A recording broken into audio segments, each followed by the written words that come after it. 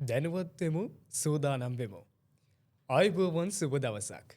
අදත් සුපුරුදු පරිදි ශ්‍රී ලංකා රත්නකුරුස සමාජයේ කොළඹ ශාඛාව නියෝජනය කරමින් අපි රෙඩ් ටෝක්ස් සාකච්ඡාමය වැඩසටහන මේ විදිහට ආරම්භ කරන්න සූදානම්.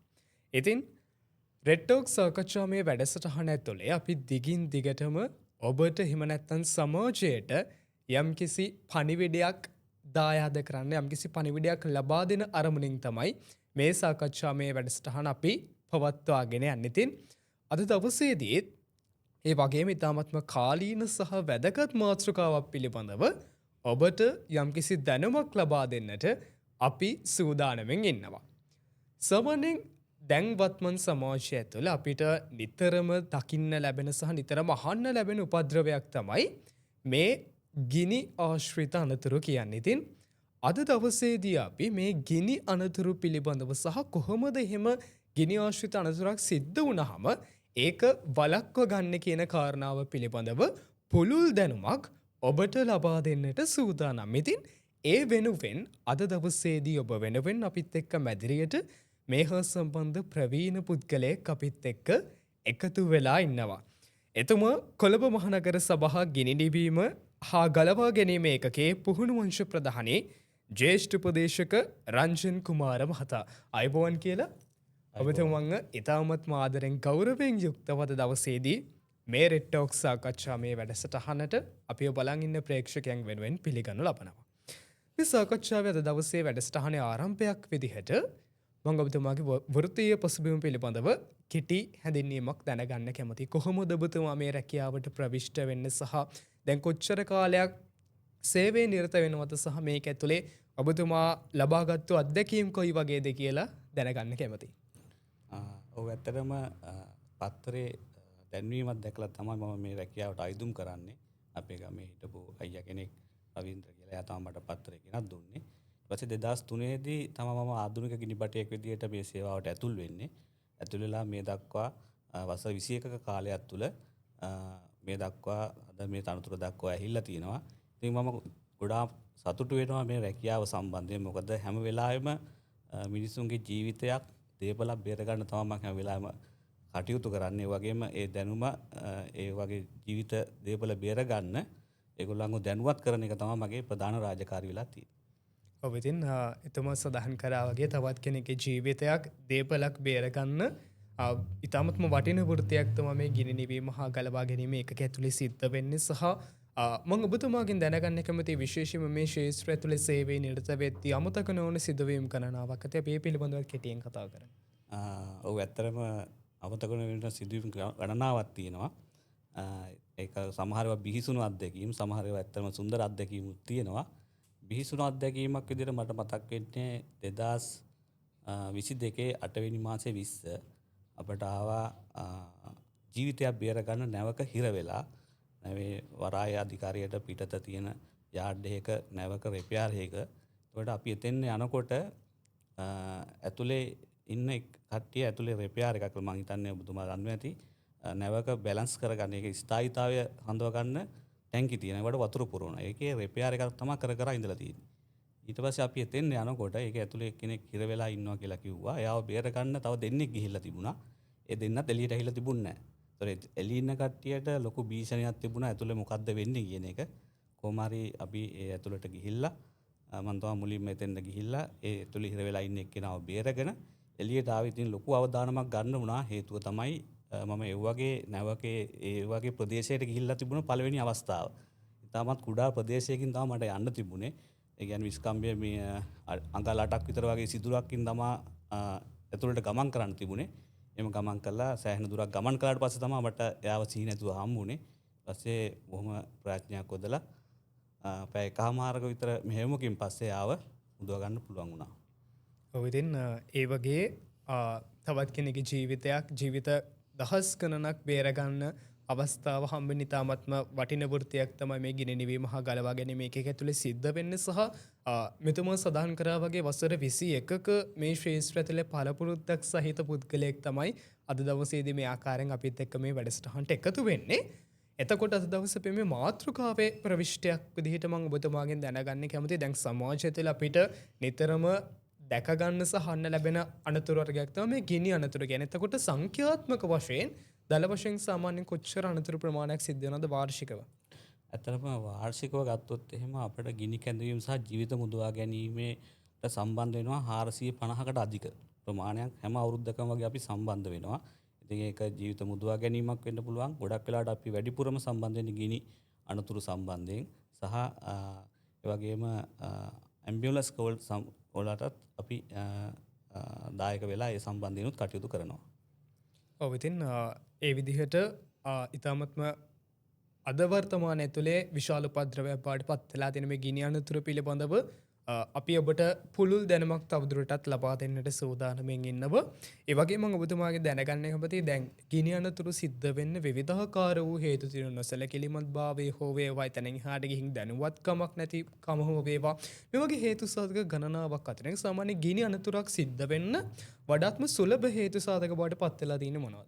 ඇත්තටම ඔබතුමා සඳහන් කළා වගේ නොසැලකිලිමත්කම ඒ වගේම නොදැනුවත්කම වෙන්න පුළුවන්. ඒ වගේම මේ සඳහා අවබෝධයක් පුහුණුවක් නොමැතිකම වගේම සහ ආයතන වෙන්න පුළුවන්, ගෙදර පරිසරය වෙන්න පුළුවන්. ඒ සම්බන්ධයෙන් පෙර සූදානමක් ඇතුව කටයුතු කිරීම නොවෙන්න පුළුවන්. ඒ වගේ දේවල් වලින් තමයි ගොඩක් වෙලාවට අපිට මේ ගිනි අනතුරු ඇති වෙන්නේ.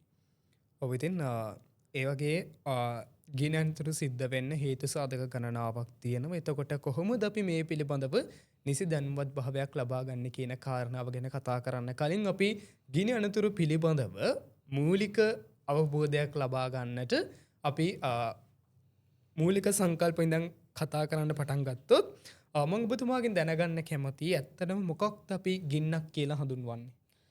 ඇත්තටම ගින්නක් කියන්නේ සිංහලෙන් කිව්වොත් උපද්‍රවයක්. එහෙම නැත්නම් පය හසාඩ්ඩයක් විදිහට තමයි අපි හඳුන්වන්නේ. එතකොට මේ පය හසාඩ් එක ඩිසාස්ටර් එකක් වෙනවද නැද්ද කියලා තීරණය කරන්නේ අපි එතෙන්දි ගන්නා ක්‍රියාමාර්ග අනුව. ඒ කියන්නේ ගිනි උවදුරක් ඇති වුණාට පස්සේ ඒක ආපදාවක් වඩපත් වෙනවද? එහෙම නැත්නම් අපි ඒක මුල් අවස්ථාවේදී පාලනය කළා ඒ ආපදා අවස්ථාවට නොගිහින් අපි ඒක පාලනය කරගන්නවද කියන එක තීරණය වෙන්නේ එතන ඉන්න අපි අතින්ම තමයි. අපිට ඒ සම්බන්ධයෙන් දැනුමක් අවබෝධයක් තියෙනවා නම් අපිට පුළුවන් වෙනවා ඒක මුල් අවස්ථාවේදී පාලනය කළා අර ආපදා අවස්ථාවට යන එක වළක්ව ගන්න. ඔබ ඒ වගේ මම ඔබතුමාගෙන් දැනගන්න කැමතියි ගින්නක් ඇති වෙන්නට අවශ්‍ය කරන මූලික සාධක මොනවද? ගින්නක් ඇති වෙන්න ඇත්තටම ඔක්සිජන් අවශ්‍ය වෙනවා. ඒ වගේම ගිනි ගන්නා සුළු ද්‍රව්‍යයක් අවශ්‍ය වෙනවා. ඒ වගේම තමයි යම්කිසි තාපයක් අවශ්‍ය වෙනවා. ඒතර ගිනි ගන්නා සුළු ද්‍රව්‍ය ගත්තාම අපේ පරිසරයේ ඝන ද්‍රව්‍යයක් විදිහට තියෙනවා. ද්‍රව්‍යයක් විදිහට හම්බ වෙනවා. වායුවක් විදිහට හම්බ වෙනවා. ඝන ද්‍රව්‍ය වශයෙන් ගත්තාම ගිනි ගන්නා සහ නොගන්නා වශයෙන් අපිට ආයි කොටස් දෙකකට බෙදා ගන්න පුළුවන්. ඒතර ගිනි ගන්නා සුළු ද්‍රව්‍ය ගත්තාම ඝන ද්‍රව්‍ය වශයෙන් ගත්තොත් අපිට ලී, කාඩ්බෝඩ්, රෙදි, රබර්, ප්ලාස්ටික් ඒ වගේ දේවල් අපිට හඳුන්වන්න පුළුවන්. ගිනි නොගන්නා දේවල් විදිහට ගත්තොත් එහෙම අපිට හඳුන්වන්න පුළුවන් කළු ගල් වගේ, වැලි වගේ දේවල්. එතකොට ද්‍රව ගත්තාම අපිට ජලය ගිනි ගන්නේ නැහැ නේද? ඒ වගේම තමයි ගිනි ගන්නා දේවල් විදිහට පෙට්‍රල්, ඩීසල්, භූමි තෙල්, ටිනර්, තීන්ත, ඇල්කොහොල්, සැන්සයිටර්, සොල්වන්ට්, IP ඒ වගේ දේවල් අපිට හඳුන්වන්න පුළුවන්. ඒ වගේම තමයි වායුන් ගත්තාම කාබන් ඩයොක්සයිඩ්, නයිට්‍රජන් වගේ ගෑස් ගිනි ගන්නේ නැහැ. ඒතකොට ගිනි ගන්නා සුළු වායු ගත්තාම LP gas, ඇසිටිලීන්, propane, butane, methane, hydrogen වගේ ගෑස් අපිට හඳුන්වන්න පුළුවන්. ඔබ ඉතින් ඒ වගේ ගින්නවීම ගින්නක් ඇතිවෙන්න අවශ්‍ය කරන හේතු සාධක ගැන අපි මේ විදිහට කතා කරද්දී ගිනි නිවීම ගැන කතා කරද්දී අපි අනිවාර්යයෙන්ම කතා කළ යුතු දෙයක් තමයි මේ ගිනි පන්ති කියන්නේ. මේ පිළිබඳව ඔබතුමාගෙන් දැනගන්න කැමතියි. ඔව් ඇත්තටම ගිනි ගන්නා දේවල් අනුව වර්ගීකරණයක් කරලා තියෙනවා. මොකද අපි ඒකේ පහසුව වෙන්නේ අපිට ගින්නක් නිවන්න බලාපොරොත්තු වෙනකොට අපිට નિયમિત මාධ්‍ය තෝරගන්න පහසු වෙනවා. ඒ නිසා ගිනි ගන්නා දේවල් වර්ගීකරණයක් කරලා තියෙනවා. Class A, B, C, D සහ E වශයෙන්. ඇත්තටම අපි ගිනි නිවීම සේවා දෙපාර්තමේන්තුව විදිහට අපි දැනට අපි BS ස්ටෑන්ඩඩ් එක තමයි ෆලෝ කරන්නේ. ඒ සම්බන්ධයෙන් තමයි අපි හැමදේම අපේ දෙපාර්තමේන්තුවෙන් කටයුතු කරගෙන යන්නේ. මම BS ස්ටෑන්ඩඩ් එකට අනුව වර්ගීකරණය ඔබතුමාට හඳුන්වනවා නම් ඒ පන්තියේ ගින්නක් කියලා කියන්නේ ඕනම ඝන ද්‍රව්‍යයක් ගිනි ගන්නවා නම්. උදාහරණයක් විදිහට අර කියපු විදිහට ලී, ප්ලාස්ටික්, රබර්, රෙදි වගේ ඕනම ඝන ද්‍රව්‍යයක් ගිනි ගන්නවා නම් ඒක ඒ පන්තියේ ගින්නක් විදිහට අපි හඳුන්වනවා. B පන්තියේ ගින්නක් කියලා කියන්නේ ද්‍රවයක් ගිනි ගන්නවා නම්. පෙට්‍රල්, ඩීසල්, භූමි තෙල්, ටිනර්, තීන්ත, ඇල්කොහොල්, සැන්සයිඩර්, සොල්වන්ට්, IP ඒ වගේ ඕනම ද්‍රව්‍යයක් ගිනි ගන්නවා. C පන්තියේ ගින්නක් කියලා කියන්නේ ගෑස් වර්ගයක් ගිනි ගන්නවා. LP gas, ඇසිටිලීන්, propane, butane, methane, hydrogen වගේ ගෑස් එකක් ගිනි ගන්නවා. අපි ඒක කියනවා C පන්තියේ ගින්නක් කියලා. ඒ වගේම D පන්තියේ ගින්නක් කියලා කියන්නේ ලෝහ ගිනි වල. සෝඩියම්, පොටෑසියම්, මැග්නීසියම්, ඇලුමිනියම් වගේ ලෝහයක් ගිනි ගන්නවා නම් අපි ඒකට කියනවා D පන්තියේ ගින්නක් කියලා. ඒ වගේම තමයි E පන්තියේ ගින්නක් කියලා කියනවා ඉලෙක්ට්‍රික් එහෙම නැත්නම් විදුලි ගිනි වලට. ඒ වගේම තව තියෙනවා ක්ලාස් එකක් ක්ලාස් F නැත්නම් ක්ලාස් K කියලා එක හඳුන්වනවා. අපි ඒකට කියනවා කුකින් ඔයිල් ෆයර්ස් කියලා. ඔව් ඉතින් මේ විදිහට විවිධ ගිනි පන්ති තියෙනවා සහ ඒ පිළිබඳව ඒ ගිනි පන්ති ඔස්සේ තමයි ගිනි නිවීමේ කටයුතු සිද්ධ වෙන්නේ. ඒකත් එක්ක දැන් ඔබතුමාගෙන් දැනගන්න කැමතියි. දැන් ගින්නක් ඇති වුණාම කොහොමද අපි ඒ ගින්න පාලනය කරගන්නේ? එහෙම නැත්නම් ගිනි නිවීමේ ප්‍රධාන ක්‍රම මොනවද කියන කාරණාව පිළිබඳව කෙටි හැඳින්වීමක් දැනගන්න කැමතියි. ඔව් ඇත්තටම ගින්නක් නිවා ගන්න අපි අර අවස්ථා තුනේ කියන්නේ ඔක්සිජන්, ගිනි ගන්නා සුළු ද්‍රව්‍ය සහ හීට් එක එකට සම්බන්ධ වුණා අපි කියනවා ෆයර් ට්‍රයැන්ගල් එක. ගිනි ත්‍රිකෝණය සම්පූර්ණ වුණා කියලා. ඇත්තටම ගින්නක් නිවා ගන්න නම් මේ ට්‍රයැන්ගල් එකෙන් එකක් කොටසක් අපි අයින් කර ගන්න ඕනේ. එක්ක ගිනි ගන්නා දේවල් ටික අපි ඉවත් කර ගන්න ඕනේ. ඒකට අපි කියනවා ස්ට්‍රාවේෂන් කියලා. ගිනි ගන්නා දේවල් සීමා කිරීමේ පදනම මතින් ගින්න නිවනවා. ඒ වගේම තමයි ඔක්සිජන්. අනිත් එක 121ක් තියෙනවා ඔක්සිජන්. මේ 121 16ක් දක්වා අපිට අඩු කර ගන්න පුළුවන් නම් පරිසරයේ අපිට පුළුවන් වෙනවා එතන තියෙන ගිනි දැල්ල නිවා ගන්න. අපි ඒකට කියනවා ස්මොදරින් කියලා. ඒ වගේම තමයි එතන තියෙන හීට් එක අපිට යම් කිසි ප්‍රමාණයකට අඩු කර ගන්න පුළුවන් නම් අපිට එතන තියෙන ගින්න මැඩ පවත්වා ගන්න පුළුවන්. අපි ඒකට කියනවා කූලින් කියලා. එහෙනම් ස්ට්‍රාවේෂන්, ස්මොදරින්, කූලින් කියන අවස්ථා තුනෙන් එකක් හෝ කීපයක් අපිට සිදු කිරීම මගින් මේ ගින්න අපිට සාර්ථකව මැඩ පවත්වා ගන්න පුළුවන් වෙනවා. ඔව් ඉතින් ඒ වගේ ගින්නක් ඇති වුණාම මේක මැඩ පවත්වා ගන්න එක ගැන තව දුරටත් අපි පුළුල් ලෙස සාකච්ඡා කරන්න සූදානම්. ඊට කලින් මම ඔබතුමාගෙන් දැනගන්න කැමතියි. දැන් අපිට පෞද්ගලිකව ගින්නක් ඇති වුණ අවස්ථාවකට මුහුණ දෙන්න සිද්ධ වුණොත් කොහොමද ඒ වගේ අවස්ථාවක් කළමනාකරණය කරගන්නේ කියන කාරණාව ගැන දැනගන්න කැමතියි. වගේම ප්‍රධාන වශයෙන් අපිට දැකගන්න පුළුවන් ගිනි නිවීම ආශ්‍රිත උපකරණ ගැනත් දැනගන්න කැමතියි. ඔව් ඇත්තටම ගිනි නිවීම උපකරණ ගත්තාම විශාල වශයෙන් තියෙනවා. මම පොඩි හැඳින්වීමක් කරන්නම් සරලව. ඇත්තටම අපිට ප්‍රධාන වශයෙන් කොටස් දෙකකට වෙන් කර ගන්න පුළුවන් ඇක්ටිව් ෆයර් ප්‍රොටෙක්ෂන් සිස්ටම් සහ පැසිව් ෆයර් ප්‍රොටෙක්ෂන් සිස්ටම් වශයෙන්. ඇක්ටිව් කියලා කියන්නේ ගින්නක් හඳුනා ගන්න හරි ගින්නක් නිවා ගන්න හරි භාවිතා කරන උපකරණ. පැසිව් කියලා කියන්නේ ගින්නක් නිවා ගන්න හඳුනා ගන්න අවශ්‍ය නැති වුණත් ගින්නක් වෙලාවකදී ඒ තියෙන දේවල් අපට අවශ්‍ය වෙනවා අපේ ජීවිතේ බේරගෙන ආරක්ෂිත කලාපයකට ගමන් කරන්න. හරි අපි බලමු මොකක්ද මේ ඇක්ටිව් ෆයර් ප්‍රොටෙක්ෂන් සිස්ටම් කියන්නේ. එකක් තමයි ගින්නක් හඳුනා ගන්න. අපි ඔයගොල්ලෝ ඔබතුමා දන්නවා ඇති ඩිටෙක්ටර්ස් වර්ග තියෙනවා. හීට් එකට ඩිටෙක්ට් කරන ඒවා, ස්මෝක් එකට ඩිටෙක්ට් කරන ඒවා, ඒ වගේම එතන තියෙන ෆ්ලේම් එකට ඩිටෙක්ට් කරන ඒවා, ගෑස් එකක් තියෙනවා ඒක ඩිටෙක්ට් කරන ඒවා, බීම් ඩිටෙක්ටර්ස් වගේ නොයෙකුත් හසාඩ් එක අනුව අපි උපදෙස් දෙනවා මෙන්න මේ වගේ ඩිටෙක්ටර්ස් වර්ග මෙතන ඉන්ස්ටෝල් කරගන්න කියලා. ඒක ඇත්තටම අපේ ඩිපාර්ට්මන්ට් එක හරහා අපේ ෆයර් ප්‍රිවෙන්ෂන් ඩිපාර්ට්මන්ට් එක හරහා තමයි සිදු වෙන්නේ. මොකද එතන තියෙන හසාඩ් එක අනුව තමයි මේ පද්ධතියෙන් ඉන්ස්ටෝල් කරන්න ඕනේ. ඊට අමතරව ෆයර් එක්ස්ටින්ගියුෂර්ස් තියෙනවා, හෝස් රීල්, හයිඩ්‍රන්ට් වර්ග, ඒ වගේම ස්ප්ලින්කර්ස්, ඒ වගේම තව ටෝටල් පඩින් සිස්ටම් ඒ වගේ විශාල වශයෙන් සිස්ටම් වර්ග තියෙනවා. පැසිව් ෆයර් ප්‍රොටෙක්ෂන් සිස්ටම් කියලා කියන්නේ ෆයර් එක්සිට් තමයි ප්‍රධාන වශයෙන් මූලික වෙන්නේ. ඊට අමතරව ෆයර් ෆයිටින් ෂාෆ්ට් එකක් විදියට ඒක ප්‍රොටෙක්ටඩ් රූට් එකක් වෙන්න පුළුවන්. එහෙම නැත්නම් කම්පාර්ට්මන්ටේෂන් වෙන්න පුළුවන්. එහෙම නැත්නම් එතන තියෙන වෙන්ටින් සිස්ටම් එකක් වෙන්න පුළුවන්. ඒ විදියට ඒ බිල්ඩින් එක නිර්මාණය කරලා තියෙන දේවල් තමයි ඉන්නක් වෙලාවකදී අපට ආරක්ෂිත කලාපයකට ගමන් කරන්න අවශ්‍ය වෙන විදියට ඒක නිර්මාණය කරලා තියෙන දේවල් තමයි පැසිව් ෆයර් ප්‍රොටෙක්ෂන් සිස්ටම් කියලා කියන්නේ. ඉතින් අපි ඒවා ගොඩක් වෙලාවට හැම ස්ථානයකම දකින්න නොලැබුණත් හැම පාසලක වෙන්න පුළුවන්, නොයෙකුත් ආයතනයක වෙන්න පුළුවන්, වෙනත් ස්ථානයක වෙන්න පුළුවන් අපිට නිරන්තරයෙන් දකින්න ලැබෙන එකක් තමයි ෆයර් එක්ස්ටින්ගියුෂර්ස් කියලා කියන්නේ. ඇත්තට මේක නිර්මාණය කරලා තියෙන්නේ ෆයර් බ්‍රිගේඩ් එකේ අපට පාවිච්චි කරන්නම නෙමෙයි මහ ජනතාව වශයෙන් ඕනම කෙනෙකුට පාවිච්චි කරන්න තමයි මේක නිර්මාණය කරලා තියෙන්නේ. ඒ නිසා මම විශ්වාස කරනවා සියලුම දෙනා මේ ෆයර් එක්ස්ටින්ගියුෂර් එකක් යූස් කරන්න අනිවාර්යයෙන්ම දැනගෙන සිටිය යුතුයි කියලා. ඒ නිසා අපි ඒ ගැන වැඩිදුර කතා කරමු මොනවද මේ ෆයර් එක්ස්ටින්ගියුෂර්ස් කියන්නේ කියලා. ඇත්තටම ෆයර් එක්ස්ටින්ගියුෂර්ස් වර්ග ගත්තාම ප්‍රධාන වශයෙන් හතරකට බෙදා ගන්න පුළුවන්. එකක් තමයි වෝටර් ෆයර් එක්ස්ටින්ගියුෂර්ස් එක. ඒ වගේම තමයි ෆෝම් ෆයර් එක්ස්ටින්ගුෂර්ස් එක, ඊට අමතරව කාබන් ඩයොක්සයිඩ් එක, ඊට අමතරව පවුඩර් එක. ඔය වගේ 4කට වෙන් කරන්න පුළුවන්. සිංහලෙන් කියනවා නම් ජල ගිනි නිවනය, පෙන ගිනි නිවනය, වියලි කුඩු ගිනි නිවනය සහ කාබන් ඩයොක්සයිඩ් ගිනි නිවනය වශයෙන් අපිට හඳුන්වන්න පුළුවන්. ඔව් ඉතින් ඒ විදිහට ඔබතුමා සඳහන් කරපු ගිනි නිවීමේ උපකරණ සාමාන්‍ය මහජනතාව විදිහට අපිට පොදුවේ සාමාන්‍යයෙන් සුලභ භාවිතා කරන්න වන ගිනි නිවීමේ උපකරණයක් කොහොමද අපි නිසියාකාරයෙන් භාවිතා කරන්න කියන කාරණාව ගැනත් අවබෝධයක් ලබා දුන්නොත් හොඳයි කියලා හිතනවා. ඔව්. ඇතරම මේ උපකරණ 4 හැම ගින්නකටම පාවිච්චි කරන්න බෑ. ඒ උපකරණ 4ක් විදිහට ඇහිලා තියෙන්නේ. ඒ ගිනි ගන්නා දේවල් අනුව අපි ඒක භාවිතා කරන්න තමයි ඒක වෙන්වෙන්ව නිර්මාණය කරලා තියෙන්නේ. අපි අර ගිනි පන්ති ඉගෙන ගත්තනේ class A B C D E වශයෙන්. අන්නේ ක්ලාස් වලට තමයි මේ ගිනි නිවන උපකරණයක් අපි භාවිතා කරන්න ඕනේ. ඉස්සෙල්ලා අපි පොඩ්ඩක් බලමු අපි මේක වෙන් කරලා හඳුනාගන්නේ කොහොමද කියලා.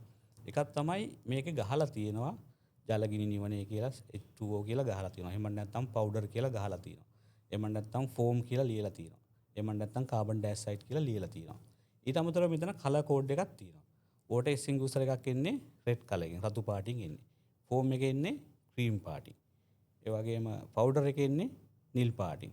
කාබන් ඩයොක්සයිඩ් එකේ එන්නේ කළු පාටින්. ඒ වගේ පාට 4කින් එන්නේ. දැන් ගොඩක් වෙලාවට මේ උපකරණ 4ම රෙඩ් කලර් එකෙන් ඇවිල්ලා අදාළ කලර් කෝඩ් එක මිලිමීටර් 50ක් විතර තීරුවක් උඩින් මාක් කරලා තියෙනවා. ඒකට අපිට ඒකෙන් වෙන් කරලා හඳුනා ගන්න පුළුවන්. එතකොට අපි වෝටර් එක්ස්ටින්ගුෂර් එකක් මොන ගිනි වලටද පාවිච්චි කරන්නේ? අපි ක්ලාස් A ගින්නට තමයි වෝටර් එක්ස්ටින්ගුෂර් එක පාවිච්චි කරන්නේ. ක්ලාස් A කියලා කිව්වේ මතක ඇති ඔබතුමාට ඝන ද්‍රව්‍යයක් ගිනි ගන්නවා නේද? අර D වෙන්න පුළුවන්, ප්ලාස්ටික් වෙන්න පුළුවන්, රබර් වෙන්න පුළුවන්. ඒ වගේ ඕනම ඝන ද්‍රව්‍යයක් ගිනි ගන්නවා නම් අපි වෝටර් එක්ස්ටින්ගුෂර් එක තමයි පාවිච්චි කරන්නේ. ෆෝම් එක අපි පාවිච්චි කරන්නේ තෙල් ගිනි වලට.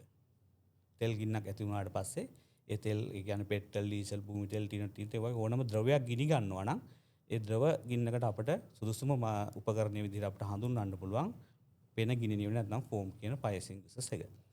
ඊට අමතරව පවුඩර් එක. පවුඩර් එක අපි ප්‍රධාන වශයෙන් ගෑස් ගින්න සඳහා අපිට යූස් කරන්න පුළුවන්. ඊට අමතරව ඉලෙක්ට්‍රික් ගින්නකට යූස් කරන්න පුළුවන්. ඊට අමතරව ක්ලාස් B තෙල් ගින්නකට අපිට යූස් කරන්න පුළුවන්. ඒ කියන්නේ ඕනම ක්ලාස් එකකට පාවිච්චි කරන්න පුළුවන් හොඳ ගිනි නිවන උපකරණයක් ගිනි දැල්ල නිවා ගන්න. හැබැයි තියෙන ගැටලුව තමයි අපි හිතමු ඔෆිස් රූම් එකක් වගේ ඒ වගේ කන්ෆයින් ස්පේස් එකක අපි මේ පවුඩර් එක යූස් කළොත් එහෙම මේ පවුඩර් එක නිසා ඉලෙක්ට්‍රික් අයිටම් වලට ඩැමේජ් එකක් වෙන්න පුළුවන්. ඒ නිසා ගොඩක් වෙලාවට අපි උපදෙස් දෙන්නේ මේක එලිමහන් පරිසරයක පාවිච්චි කරන්න, ඇතුළක පරිසරයක පාවිච්චි කරන්න අපි උපදෙස් දෙන්නේ නැහැ. මොකද අර ඉලෙක්ට්‍රික් අයිටම් වලට වෙන ඩැමේජ් එක නිසා. ඒ වගේම තමයි කාබන් ඩයොක්සයිඩ් එක. කාබන් ඩයොක්සයිඩ් එක තමයි විශේෂ උපකරණයක් විදිහට අපි භාවිතා කරන්නේ විදුලිය තියෙද්දි පාවිච්චි කරන්න පුළුවන් හොඳ උපකරණයක්. ඔෆිස් රූම් එකක ඒ වගේ ඕනම විදුලි උපකරණයක් භාවිතා මේ ගින්නක් තියෙනකොට ඒකේ පව එක තියෙද්දිම අපිට පාවිච්චි කරන්න පුළුවන් හොඳ ගිනි නිවන උපකරණයක්. ඊට අමතරව තෙල් ගින්නකට එහෙම නැත්නම් ගෑස් ලීක් එකක් වෙනවා ගෑස් සිලින්ඩරයක් වගේ ගිනි ගන්න අවස්ථාවකදී අපිට මේ කාබන් ඩයොක්සයිඩ් එක පාවිච්චි කරන්න පුළුවන්. ඉතින් ඒ විදිහට අපිට මේ උපකරණ 4 ඒ ගින්නක් සඳහා අපිට පාවිච්චි කිරීමේ හැකියාවක් තියෙනවා. ඔව් ඉතින් මම හිතන්නේ දැන් අපි බලන් ඉන්න ප්‍රේක්ෂක ශාස්ත්‍රාවක ඔබට අවබෝධයක් ලැබෙන්නේ නැති කොහොමද ඒ ගිනි නිවීමේ අවස්ථාවලදී ගිනි නිවීමේ උපකරණ අපි තෝරගන්නේ සහ කොහොමද ඒවා නිසි ආකාරයෙන් භාවිතා කරන්න කියන කාරණාව පිළිබඳව ඔබට පැහැදිලි අවබෝධයක් ලැබෙන්නේ නැති. ඒ වගේම තමයි ඔබතුමාගෙන් දැනගන්න කැමති දැන් මේ ගිනි නිවීමේ උපකරණ නිවැරදිව ස්ථානගත කිරීම කියන්නේ ඉතාමත්ම වැදගත් කාරණාවක්. එතකොට කොහොමද මේ ගිනි නිවීමේ උපකරණයක් නිසි පරිදි ස්ථානගත කරන්නේ? ඔව් ඇත්තටම මේ උපකරණය අපි වැඩ කරන ස්ථානයේ තමයි තියෙන්න ඕනේ. අපි වැඩ කරන පරිසරයේ මොකද අර කියන පය හසාඩ් එකක් ක්‍රියේට් වුණොත් එහෙම ඒ අවස්ථාවේදී අපිට සෙඩිකෝ මේක පාවිච්චි කරලා ඒ අවස්ථාව මැඩ පවත්වන්න මේක අපි වැඩ කරන පරිසරයේ තියෙන්න ඕනේ. මේක පහසුවෙන් මෙතෙන්ට ළඟා වෙන්න පුළුවන් වෙන්න ඕනේ.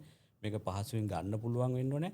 මේක අවහිර කර වෙන විදියට බඩු බාණ්ඩ අපි තියාගන්න හොඳ නැහැ. එහෙම වුණොත් අපිට මේක හදිසි අවස්ථාවකදී ගන්න බැරි වෙනවා. අපි සාමාන්‍ය උපදෙස් දෙන්නේ බිම් මට්ටමේ ඉඳලා අඩි 3ක් විතර උඩින් මේක එහෙම නැත්නම් මීටරයක් වගේ උඩින් මේක ස්ථාපිත කරන්න කියලා. ඒතකොට පහසුවෙන් අපිට මේක ගන්න පුළුවන් වෙනවා.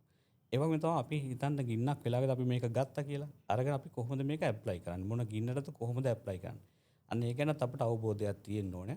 ඉස්සෙල්ලාම අපි මේකක් පාවිච්චි කරනකොට මොනවද ගිනි ගන්න කියලා අපි හරියට හඳුනා ගන්න ඕනේ. ඉස්සෙල්ලා ගින්න දිහා බලලා මොනවද ගිනි ගන්න කියලා හඳුනා ගන්න ඕනේ. ඊට අමතරව මෙතන අපි බලන්න ඕනේ හුළං හමන දිසාව. අපි එලිමාන පරිසරයක වගේ මේක යූස් කරනවා නම් අපිට හුළං හමන දිසාව පිළිබඳව අපිට අවබෝධයක් තියෙනවා. හුළං හමන පැත්තෙන් තමයි අපි ගින්නට ළඟ වෙන්නේ. ඒතර අපි ගින්න ආසන්නයට ගිහිල්ලා අපිට මේක පාවිච්චි කරන්න පුළුවන් වෙනවා. ඒ වගේම මේ fire extinguishers එකක් භාවිතා කරන මෙතඩ් එකක් තියෙනවා. අපි උඩ කියනවා pass method කියලා. PASS. මේ pass කියලා කියන්නේ නේද? P කියන්නේ මොකද්ද? pull the pin. අපි ඉස්සෙල්ලාම මේකේ තියෙනවා හැන්ඩල් දෙකක්. අපි ඔබතුමාට මතක ඇති මේක දැකලා ඇති. එතකොට මේ fire extinguisher එක හැන්ඩල් දෙකක් තියෙනවා. මේක අපි පල්ලෙහා තියෙන හැන්ඩලෙන් තමයි අපි මේක කොහාට හරි අරගෙන යන්නේ. අරගෙන ගිහලා අපි ඒකට කියනවා carrying handle. එහෙම නැත්නම් ගෙන යාමේ හැන්ඩල් එක කියලා. ඊට උඩ තියෙන liver එකෙන් press කළාට පස්සේ තමයි මේකේ තියෙන ද්‍රව්‍ය එළියට එන්න පටන් ගන්න. අපි ඒකට කියනවා operating liver. එහෙම නැත්නම් ක්‍රියා කරවීමේ හැන්ඩල් එක කියලා. හැබැයි අපිට එකපාරට මේ දෙක press කරන්න බෑ. මේ දෙක අතරේ තියෙනවා pin එකක්. safety pin එකක් තියෙනවා. අපි ඉස්සෙල්ලා මොකද්ද කරන්න ඕනේ මේ pin එක ගලවලා ඉවත් කර ගන්න ඕනේ. pin එක ගලවලා ඉවත් කරගෙන උඩ තියෙන liver එක පල්ලෙහාට press කරන්න ඕනේ. අපි යන්න pass method එකේ pull the pin. P කියන්නේ ඉස්සෙල්ලා pin එක අයින් කරනවා pull the pin. ඊට පස්සේ pin එක අයින් කරලා nozzle එක අපි aim කර ගන්න ඕනේ. එතකොට nozzle එක aim කරන්න තැනුත් තියෙනවා. අපි water එක නම් aim කරන්න ඉන්නේ base එකට. එතකොට powder එකක් carbon dioxide එකක් නම් අපි aim කරන්නේ ඉන්නේ ගිනි දැල්ලට. ඒ වගේ තමයි foam එකක් අපි එල්ල කරන්නේ කොහේ හරි vertical edge එකට. තමයි අපි මේක aim කරන්නේ. ඒ විදිහට මේ nozzle එක aim කරලා පළවෙනි S එකෙන් කියන්නේ squeeze කරන්න. මේක හොඳින් මිරිකන්න කියලා. ඒ වගේම අන්තිම S එකෙන් කියන්නේ sweep. අර side to side දෙපැත්තට වනන්න මේ ගින්න ආවරණය වෙන්නේ. අන්නේ මෙතඩ් එක පාස් මෙතඩ් එක අපිට ෆලෝ කරන්න පුළුවන් නම් ඉතාමත් කෙටි කාලයක් ඇතුළත අපිට විශාල ගින්නක් මැඩ පවත්වන්න පුළුවන් වෙනවා. එහෙනම් මතක ඇති අපි ඉස්සෙල්ලාම ගින්න දිහා බලන්න ඕනේ, ගිනි ගන්නේ මොනවද කියලා දැනගන්න ඕනේ. ඊට පස්සේ අදාළ උපකරණය තෝරගන්න ඕනේ. උලන් හමන දිශාව බලලා ඉන්නේ හරි තැනට අපි පාස් මෙතඩ් එක ෆලෝ කරන ගමන් මේක භාවිතා කරන්න ඕනේ. ඔබ ඉතින් මම හිතනවා දැන් අපි බලන් ඉන්න ඔබට අවබෝධයක් ලැබෙන්නේ නැති මේ ගිනි හා සම්බන්ධ අනතුරු පිළිබඳව සහ කොහොමද මේ උපකරණයක් අපි හරි හැටි භාවිතා කරන්න කියන කාරණාව පිළිබඳව. එතකොට දැන් අපි ගිනි අනතුරු වළක්වා ගැනීම පිළිබඳව තවදුරටත් පුළුල් ලෙස සාකච්ඡා කරන්න සූදානම්. මම ඔබතුමාගෙන් දැනගන්න කැමතියි සාමාන්‍යයෙන් අපේ නිවසේදී එහෙම නැත්නම් පාසලේදී කර්මාන්ත ශාලාවකදී මේ වගේ ඕනෑම අවස්ථාවකදී ගින්නක් ඇති වෙන්න පුළුවන්. එතකොට මෙහෙම ශනික ගින්නක් ඇති වුණාම අපිට ගන්න පුළුවන් සරලම ක්‍රියාමාර්ග මොනවද? ඔව් ඇත්තටම පාසලක එහෙම නැත්නම් අපි වැඩ කරන තැනක නිවසේ අපිට fire hazard ඇති වෙන්න පුළුවන්. මොකද ගින්න කියන එක මේ ඕන තැනක හට ගන්න පුළුවන්. අපි නිදාගෙන ඉන්න තැන වෙන්න පුළුවන්. ගමනක් බිමනක් යන වාහනයක් වෙන්න පුළුවන්. වැඩ කරන තැන නිවස ඕනම තැනක ගිනි අනතුරක් හට ගන්න පුළුවන්. ගොඩක් වෙලාවට මේකට හේතු වෙන්නේ මිනිස්සා විසින් එහෙම නැත්නම් අප විසින් කරන ක්‍රියාකාරකම් නිසා. අර මම මුලින් වගේ නොදැනුවත්කම, නොසැලකිලිමත්කම මේ සඳහා පෙර සූදානම නැතිකම නිසා තමයි මේ ගින්නක් හටගන්නේ. එතකොට මේ ගින්නක් හටගන්න ප්‍රධාන වශයෙන් අපට ගිනි නිවීම සේවා දෙපාර්තමේන්තුවකදී අපට වැඩි වශයෙන් ගිනි කැඳවීම ඉන්නේ විදුලිය භාවිතය සම්බන්ධයෙන්. ගෙදර පරිසරය ගත්තාම විදුලිය භාවිතය සම්බන්ධයෙන් අපි ඒ තරම් සැලකිල්ලක් දක්වන්නේ නැහැ. ඒ නිසා අපට නොයෙකුත් අනතුරු නිසා අපට ගිනි කැඳවීම විශාල සංඛ්‍යාවක් එනවා. ඒ නිසා අපි ඒ විදුලිය භාවිතා කරනකොට ගෙදර විශේෂයෙන් ගෙදර පරිසරය සහ ආයතන පරිසරවලදී අපි ඒ සම්බන්ධයෙන් සැලකිල්ලක් දක්වන්න ඕනේ. උදාහරණයක් විදිහට මම මෙහෙම මතක් කරොත් අපි ෆෝන් එකක් charge කරගන්න ඕනේ. chargerයක් භාවිතා කරලා plug එකක් කරා තමයි අපි power එක ගන්න. මේක භාවිතාවෙන් පස්සේ අපි මොකද කරන්නේ? plug එක අර chargerේ plug එකේ තියෙද්දිම ෆෝන් එක ගලවගෙන අපේ රාජකාරී සඳහා යනවා. එතකොට මේ chargerේ මොකක් හරි fault එකක් ආවොත් එහෙම මෙතනින් heat එකක් generate වුණොත් මෙතනින් ගින්න පහසුවෙන් ඇති වෙන්න පුළුවන්. ඉතින් ගෙදර පරිසරය ගත්තාම TV එකක් බලනවා අපි remote එකෙන් off කරලා යනවා. අයන් එකක් use කරනවා. ඒක නිකම්ම අර plug එකෙන් ගලවන්න නැතුව plug එකේ තියෙන switch එකෙන් off කරනවා. ඒතර ඒ වගේ අවස්ථාවලදී පහසුවෙන් ගින්නක් හට ගන්න පුළුවන්. ඒ වගේ ගින්නක් හට අරගෙන අපි ඒ වගේ ස්ථාන වලට ගිය අවස්ථා විශාල වශයෙන් තියෙනවා. ඒ නිසා මේ විදුලිය භාවිතය සම්බන්ධයෙන් අපි විශාල වශයෙන් සැලකිල්ලක් දක්වනවා. අපි පාසල පරිසරය ගත්තාමත් ඒ වගේ. පාසල පරිසරය අපි නොයෙකුත් විදුලි උපකරණ භාවිතා කරනවා. මාධ්‍ය එකකේ වෙන්න පුළුවන්, ක්ලාස් රූම් එකේ වෙන්න පුළුවන්, නොයෙකුත් එහෙම නැත්නම් ලැබ් එකේ වෙන්න පුළුවන්. අපි විශාල වශයෙන් විදුලි උපකරණ භාවිතා කරනවා. ඒවා භාවිතා කරනකොට ඒ භාවිතයෙන් පස්සේ අපි එතනින් ඉවත් වෙලා යනකොට විදුලිය විසන්ධි කිරීම තමයි වැදගත්. එතන විදුලිය විසන්ධි කරන්න ඕනේ ප්ලග් එකෙන් ගලවලම යන්න ඕනේ. එතනම 100% ඔබ අතින් ඒක වෙනවද කියලා හිතලා බලන්න. ඔබ ඕනම විදුලි උපකරණයක් භාවිතයෙන් පස්සේ ඔයා කොතනින්ද මේක පවර් එක කට් ඔෆ් කරන්නේ. එතකොට අපිට ප්ලග් එකෙන් ගලවලා අයින් කරන්න පුළුවන් නම් එතන ගිනි අවදානම 100%ක් ඉවරයි. හැබැයි එහෙම නැති වුණොත් එහෙම අපි එතන පය හසාඩයක් ඉතුරු කරලා තමයි යන්නේ. ඔෆිස් රූම් එකක් වෙන්න පුළුවන්. එහෙම නැත්නම් පාසලේ ඔෆිස් එක වෙන්න පුළුවන්. කම්පියුටර්ස් යූස් කරනවා, ෆොටෝකොපි මැෂින් යූස් කරනවා, ඒ වගේම AC වගේ දේවල් යූස් කරනවා. ඒවා අපි හැම වෙලාවෙම හුරු වෙලා තියෙන්නේ එක්ක රිමෝට් එකෙන් හරි එහෙම නැත්නම් උපකරණයේ තියෙන ස්විච් එකකින් ඕෆ් කරන්න. එතකොට එතන ගිනි අනතුරක් ඉතුරු කරලා තමයි අපි එතනින් ඉවත් වෙලා යන්නේ. ඒ නිසා ඕනම විදුලි උපකරණයකට අපි ඒක භාවිතා කිරීමේදී විතරයි විදුලිය අවශ්‍ය නේද? ඒතර අපි භාවිතා කරන්නේ නැත්නම් ඒකට විදුලිය අවශ්‍යතාවයක් නැහැ. නේද? අපි හිතන්නේ ටීවී එක බලනකොට ටීවී එක ඕෆ් වුණාට පස්සේ ආයෙත් විදුලිය අවශ්‍ය නැහැ නේද? එහෙනම් අපි මේක ප්ලග් එකෙන් කරවලා යන්න ඕනේ. නමුත් ඕක වෙන්නේ රිමෝට් එකෙන් ඕෆ් කරලා යන එක නිසා අපිට ගිනි අනතුරු විශාල වශයෙන් නිවාසවල ඔෆිස් වල විශාල වශයෙන් ගිනි කැඳවීම වෙනවා. ඒ වගේම තමයි ආගමික කටයුතු. දැන් පාසල ගත්තාම ආගමික කටයුතු සිදු කරනවා. පහන් දැල්වනවා, ගිනි දැල්වනවා. එතකොට ඒ පරිසරය දැන් ඉස්සර ඔක ගොඩක් වෙලාවට එළිය පරිසරයක වගේ තමයි කළේ. දැන් ගොඩක් වෙලාවට ආයතන ඇතුළට, නිවාස ඇතුළට, ඒ වගේම ඉස්කෝල ඇතුළට ඇහිලා තියෙනවා. ඒක ගැටලුවක් නෑ ඒ වගේ දේවල් කළාට. හැබැයි අපි ඒ සම්බන්ධයෙන් අවබෝධයක් තියෙන්න ඕනේ. අපි මේක යම්කිසි ස්ථානයකනේ කරන්නේ. එතකොට පල්ලෙහා පරිසරයේ ලස්සන පරිසරයක් හදා ගන්නවා. ලස්සන මල් වාස් එකක් තියලා කාපට් ටිකක් දාලා ලස්සන පරිසරයක් හදා ගන්නවා. ඒතර අර උඩ දැල්වන පහනක් හරි දෙයක් පල්ලෙහාට වැටුනොත් එහෙම මෙතනින් පහසුවෙන් ගින්නක් හට ගන්න පුළුවන්. ඒ නිසා ඒ වගේ ස්ථානයක් තියෙනවා නම් ගිනි ගන්න දේවල් පුළුවන් තරම් ඈත් කරන්න ඕනේ. ගිනි ගන්න නොගන්නා දේවල් තමයි මේ ස්ථානයට අපි ලං කර ගන්න ඕනේ. ඒ වගේ තමයි පල්ලෙහා පරිසරයේ ගිනි ගන්නා දේවල් තියාගන්න එපා. ඒක ඉස්කෝල පරිසරයේත් ඒ වගේම තමයි. ඒ වගේම තමයි පහන් දැල්වලා ඔබ නිවසේ ඉන්න පුළුවන්. නිවසේ ඉඳලා හදිසි අවස්ථාවකට එළියට යන්න වෙන්න පුළුවන්. ඒතර ගේ ඇතුලේ පහනක් දැල්වලා තියෙනවා නම්, ගින්දරක් දැල්වලා තියෙනවා නම් ඒක නිවලම එළියට යන්න. එහෙම නැත්නම් ගෙදර ඉන්න කුඩා සතෙක් වෙන්න පුළුවන්, මුල්ලඟක් ඇහිල්ලා වෙන්න පුළුවන්. මේක පල්ලෙහාට වැටුනොත් එහෙම විශාල ගින්නක් හටගත්තොත් ගෙදර කාරුවත් නැහැ. ඒතකොට විශාල වශයෙන් ගින්න පැතිරලා විශාල වශයෙන් වාගේ දේපල විනාශ වෙන්න පුළුවන්. ඉතින් අපි එහෙම මුහුණ දුන්න අවස්ථා ගොඩක් තියෙනවා.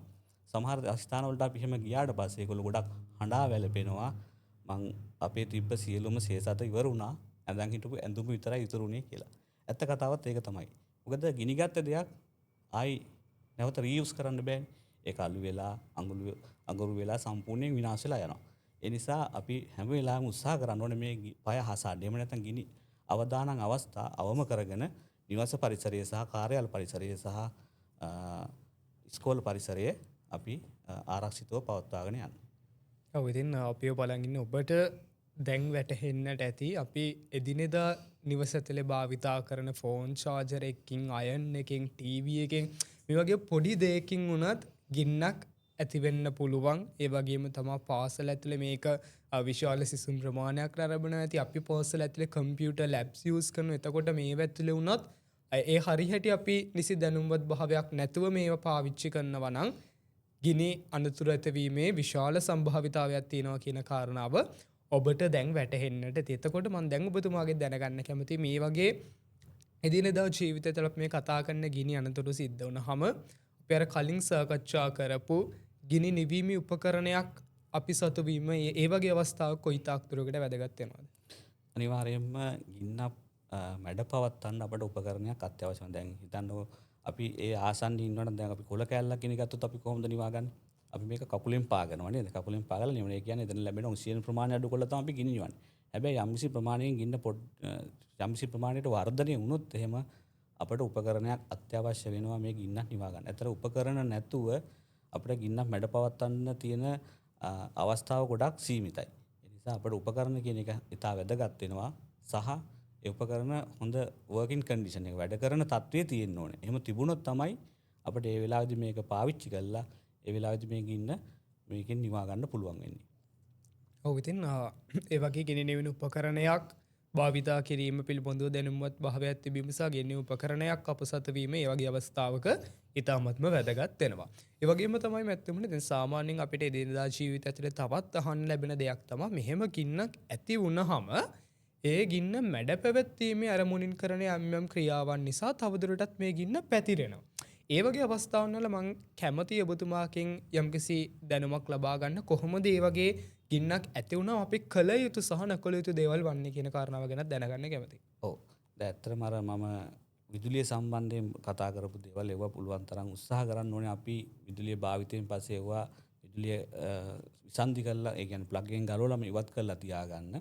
ඒ වගේම තමයි අපිට ගෙදර පරිසරය වෙන්න පුළුවන් එහෙම නැත්නම් ආයතන පරිසරය වෙන්න පුළුවන්. අපි මේ සම්බන්ධයෙන් නිසි පුහුණුවක් ලැබලා තියෙන්න ඕනේ. හදිසිය ගින්නක් ගත්තොත් අපි මොන උපකරණයද පාවිච්චි කරන්නේ? ඒ උපකරණ කොතනද තියෙන්නේ? ඒතර කවුද මේක පාවිච්චි කරන්නේ? එතකොට අපිට එතනින් ඉවත් වෙන්න ඕනේ අපි කොහෙන්ද ඉවත් වෙන්න ඕනේ? අන්නේ සම්බන්ධයෙන් හොඳ පුහුණුවක් තිබුණොත් අපට පුළුවන් වෙනවා ඒ සම්බන්ධයෙන් කටයුතු කරන්න. ඇතරම් වර්තමාන අපේ chief fire officer PDK Wilson මහත්තයා ඉන්නේ. එතුමාගේ සංකල්පය සහ එතුමාගේ මඟ පෙන්වීම අනුව අපි ගොඩක් වෙලාවට තියෙන ආයතන එහෙම නැත්නම් පුද්ගලික ආයතන වෙන්න පුළුවන්, රාජ්‍ය ආයතන වෙන්න පුළුවන්. ඒ වගේ ආයතන මට්ටමින් අපි ඒගොල්ලන්ව පුහුණු කිරීම වලට ලක් කරනවා නිරන්තරයෙන්ම. ඒ වගේම ඒගොල්ලන්ට ඉවැකුවේෂන් ප්‍රොසීඩියර් එක හදිසිය ගින්නක් ගත්තොත් කොහොමද ඒ ස්ථානයෙන් අපි ඉවත් වෙන්න ඕනේ? ඒවා යූස් කරන්නේ කොහොමද? ඒ සම්බන්ධයෙන් අපි නිරන්තරයෙන්ම ඒගොල්ලෝ අපිත් එක්ක සම්බන්ධ වෙලා පුහුණුවීම් ලබා දෙනවා. ඒ පුහුණුවීම් එක්ක අපට පුළුවන් වෙලා තියෙනවා ගොඩක් වෙලාවට මේ තියෙන දේවල් මේ අනතුරු අවම කරගන්න. ඔව් ඉතින් ඒ වගේ මේ පිළිබඳව දැනුමක් සහ අවබෝධයක් තිබීම එදිනෙදා ජීවිතය ඇතුළ අපි හැමෝටම වැදගත් වෙනවා. ඒ හින්දාම තමයි මේ වගේ එදිනෙදා ජීවිතය තුළ අපිට වැදගත් වෙන කාරණා පිළිබඳව සමාජීය මාතෘකා පිළිබඳව අපි නිතරම මේ රෙඩ් ටොක් සාකච්ඡා මේ වැඩසටහන ඇතුළේ ඔබට යම්කිසි අවබෝධයක් ලබා දෙන්නට උත්සාහ ගන්න. ඒ වගේම තමයි මම ඔබතුමාගෙන් දැනගන්න කැමතියි දැන් මේ ගිනි අනතුරු වළක්වා ගැනීමේ ක්‍රියාමාර්ග නිසා වැළකුණු එහෙම නැත්නම් අවම කරගත්ත ගිනි අනතුරු සම්බන්ධ උදාහරණ කිහිපයක් තියෙනවා. අපි ඒ ගැනත් කතා කරමු. ඔබතුමාගේ අත්දැකීම් එක්ක. ඔව් ඇත්තටම ඒකත් අර අපි අර ඒ ආයතන සම්බන්ධ කරගෙන ඒගොල්ලන්ට නිසි පුහුණුවක් ලබා දීම මගින් ඒගොල්ලන්ව දැනුවත් කිරීම මගින් සහ ඒගොල්ලන්ට අර පෙර පුහුණුව අපි කියන්නේ රිහර්සල් ඩ්‍රිල් කරනවා. අපි ඒ ඩ්‍රිල් සම්බන්ධයෙන් තමයි අපි ඒගොල්ලන්ව දැනුවත් කරන්නේ මේ විදිහට ඕගොල්ලන්ගේ පය ටීම් හදාගන්න. ඒ වගේම පය වෝඩන්ස්ලා හදාගන්න. ඒ සම්බන්ධයෙන් දැනුවත් වෙන්න. ඒ වගේම තමයි උපකරණ ටික නිසි පිළිවෙලට තියාගන්න. අපි ඒවා අවුරුද්දක් ගානක් ගිහිල්ලා චෙක් කරලා බලනවා. ඒවත් එක්ක මේ ගිනි අනතුරු බොහොමයක් දැන් අඩු වෙලා තියෙනවා. ඇත්තටම ඒ උපදෙස් දීම මගින් සහ ඒගොල්ලන්ව දැනුවත් කිරීම මගින්ම තමයි අපට පුළුවන් වෙලා තියෙන්නේ ඒ සම්බන්ධයෙන් වෙන අනතුරු අපට අවම කරගන්න. ඔව් ඉතින් ඒ වගේ මේ ගිනි නිවීම පිළිබඳ ඔබට දැනුවත් භාවයක් තියෙනවා නම් අපිට මේ අනතුරු වළක්වා ගන්න පුළුවන්. ඉතින් දැන් ඔබතුමා වසර 21ක කාලයක් මේ ශාස්ත්‍රය තුළ ඉතාමත්ම පළපුරුද්දක් සහිත පුද්ගලයෙක් විදිහට අපි එක් එදිනෙදා අපේ ජීවිතය තුළේ මුහුණ දෙන්න වෙන ගිනි සම්බන්ධ අවස්ථාවලට කොහොමද මුහුණ දෙන්නේ කියන කාරණාව පිළිබඳව කේවල වශයෙන් සාකච්ඡා කරන්න සූදානම්. එතකොට අපි හැමෝගෙම ගෙවල් ඇතුලේ ගෑස් සිලින්ඩරයක් තියෙනවා. එතකොට මේ ගෑස් සිලින්ඩර් ආශ්‍රිතව ඕනෑතරම් අපිට ගිනි ආශ්‍රිත අනතුරු නිර්මාණය වන අවස්ථා දැක ගන්න අහගන්න ලැබිලා තියෙනවා. දැන් ඔබතුමාගෙන් දැනගන්න කැමති හැම ගෙදරක ගෑස් සිලින්ඩරයක් ආශ්‍රිතව ගිනි අනතුරක් ඇති වුණොත් කොහොමද ඒ වගේ අවස්ථාවක් අපි නිවසියන් විදිහට කළමනාකරණය කරගන්නේ? ඔව් ඇත්තටම අපි ගෙදර සෑම ගෙදරකම වගේ ගෑස් අපි භාවිතා කරනවා. එතකොට මෙතන තියෙන ගැටලුව තමයි මේ ගෑස් භාවිතයෙන් පස්සේ අපි මේකේ කොහොමද මේ ගෑස් සම්බන්ධය අපි විසන්ධි කරගන්නේ කොතනින්ද විසන්ධි කරගන්නේ කියලා. දැන් උදාහරණයක් විදිහට අපි කිචන් එකේ ගෑස් එකක් යූස් කරලා අපි උයුම් පියුම් කටයුතු කරලා අපි මේ විදිහට මේක තියලා යනවා. එතකොට ගෑස් එක අර සිලින්ඩරයෙන් එළියට ඇහිලා ගෑස් ලිප දක්වාම ඇහිලා තියෙනවා. එතකොට එන ලයින් එකේ කොයි හරි සිදුරක් හෝ හරියට සම්බන්ධතාවයක ගැටලුවක් තිබුණොත් එහෙම එතනින් ගෑස් ටික එළියට එන්න පුළුවන්. නිසා අපි මේ ගෑස් එකක් යූස් කළාට පස්සේ අපි ඉයුම් පියුම් කටයුතු ඉවර වුණාට පස්සේ රෙගුලේටරෙන් අපිට පුළුවන් දැන් අලුතෙන් ඇහිලා තියෙන රෙගුලේටර් භාවිතා කිරීම මගින් ඒ රෙගුලේටරෙන් වහ ගන්න. එතකොට ගෑස් ටික සිලින්ඩරය ඇතුලේ විතරයි තියෙන්නේ. එළියට ඇහිලා නැහැ. එතකොට ඒ දේ ගොඩාක් අයකින් වෙන්නේ නැහැ ගෘහණියන්ගෙන්. ඒ නිසා ඒ ගැන දැනුවත් වෙන එක ඉතාමත් වැදගත්. අපි මේක භාවිතයෙන් පස්සේ එතනින් ඉවත් වෙලා යනකොට රෙගුලේටරෙන් ඕෆ් කරලා යන්න. ඒක ගොඩක් සමහර කට්ටිය කරනවා රැට විතරයි ඕෆ් කරන්නේ. රැට විතරක් නෙමෙයි අපි උදේ මේක මොකද අපි ගෙදර හැම වෙලාවෙම මේක පාවිච්චි කරන්නේ නැහැනේ. දවසේ උදේ කාලේ නම් ඉතාමත් කෙටි කාලයක් තමයි පාවිච්චි කරන්නේ. දවල් වරුවෙත් කෙටි කාලයක්, රාත්‍රී කාලෙත් කෙටි කාලයක්. ඒ භාවිතයෙන් පස්සේ උදේ දවල් හැම වෙලාවෙම මෙතනින් ඉවත් වෙලා යද්දි මෙතනින් වහලාම යන්න හුරු වෙන්න. ඒකෙන් විශාල අනතුරක් අපිට වළක්වා ගන්න පුළුවන්. මොකද ගෑස් එකක් ලීක් වෙන කොටයි ගෑස් එකක් ගිනි ගන්න කොටයි අපිට ඒ සම්බන්ධයෙන් කටයුතු කරන්න ඕනේ ආකාර දෙකකින්. ඉතින් මේකේ භයානක අවස්ථාව තමයි ගෑස් එකක් ලීක් වෙනකොට. මොකද අපිට ඒක හඳුනා ගන්න පුළුවන් ගොඩක් වෙලාවට ඒකේ තියෙන ස්මෙල් එකකින්. මේකට ඉතයිල් මර්කැප්ටන් කියලා ගෑස් එකක් එකතු කරලා තියෙනවා. ඒ නිසා මේකේ ලාක්ෂණික ගඳක් තියෙනවා. ඒක අපිට හඳුනා ගන්න පුළුවන්. ඉතින් අර පාන්දර අපි නැගිටලා කිචන් එක පැත්තට එනකොට අපිට ගෑස් ගඳක් එනවා නම් අපි මොකද්ද කරන්න ඕනේ? අපි හැම වෙලාවෙම කරන්නේ අපිට වෙනදාට වඩා නුහුරු දෙයක් අපිට දැනෙච්ච ගමන් අපි බලන්නේ ස්විච් එක දාලා බලන්න මොකද්ද මේ හේතුව කියලා. එතකොට ඒ වගේ අපිට ලාක්ෂණික අර ගෑස් ගඳක් ආවොත් කොයි වෙලාවක ස්විච් එකක් දාන්න හරි ඕෆ් කරන්න හරි යන්න එපා. දාලා තියෙන ස්විච් එක ඕෆ් කරන්නවත් ඕෆ් කරලා තියෙන එකක් දාන්නවත් යන්න එපා. එතන එන ස්පාර්ක් එක ප්‍රමාණවත් වෙන්න පුළුවන් මේ ලීක් වෙලා තියෙන ගෑස් ටික ඉදි ගන්න. මොකද ගොඩක් වෙලාවට මේක සාමාන්‍ය සම්බන්ධයක් විසන්ධි කරනකොට තමයි ගොඩක් වෙලාවට මේක ස්පාර්ක් එක වැඩි වෙන්න පුළුවන්. හරි. ඒ නිසා අපි දාලා තියෙන එකක්වත් ඕෆ් කරන්න යන්න හොඳ නැහැ. ඒ වගේම තමයි මේ ගෑස් සාමාන්‍ය වාතයට වඩා බරින් වැඩි. ඒ නිසා පල්ලෙහා මට්ටමේ තමයි රැඳෙන්නේ. ඒ නිසා අපි දොරවල් ජනෙල් වගේ දේවල් පුළුවන් තරම් විවෘත කරලා මේ ඇතුලේ තියෙන ගෑස් ටික එළියට යන්න සලස්වන්න ඕනේ. ඊට පස්සේ ගෑස් එක ලීක් එක නවත්ත ගන්න පුළුවන් නම් අපි නවත්ත ගන්න ඕනේ. නවත්ත ගන්න අපහසුතාවයක් තියෙනවා නම් මේ ගෑස් සිලින්ඩරය පුළුවන් තරම් ඉක්මනට එළියට ගන්න ඕනේ. ඇත්තට මේ ගෑස් සිලින්ඩරේ එළියේ තමයි තියෙන්නේ. එළිමහන් පරිසරයේ තමයි තියෙන්න ඕනේ. එහෙම වුණොත් අපිට මේක අනතුරු අවම කරගන්න පුළුවන්. 아무튼 නොයෙකුත් හේතුන් නිසා අපිට මේකේ ඇතුළේට අරගෙන තියෙනවා. ඒ නිසා තමයි මේ ගිනි අනතුරු ගොඩක් වෙලාවට වැඩි වෙන්නේ. මොකද කඩේක අපි මේවා කොහොමද තියලා තියෙන්නේ? දැල් ගහපු පරිසරයක සාමාන්‍ය වාතයත් එක්ක මුසු වෙන්නේ නේද? ඒ වගේ තමයි මේක ප්‍රවාහණය කරන්නේ දැල් ගහපු පරිසරයක සාමාන්‍ය වාතයත් එක්ක මුසු වෙන්නේ. අපි තමයි මේක ගෙදර ගෙනල්ලා කන්ෆයින් ස්පයිස් එක තියාගන්නේ.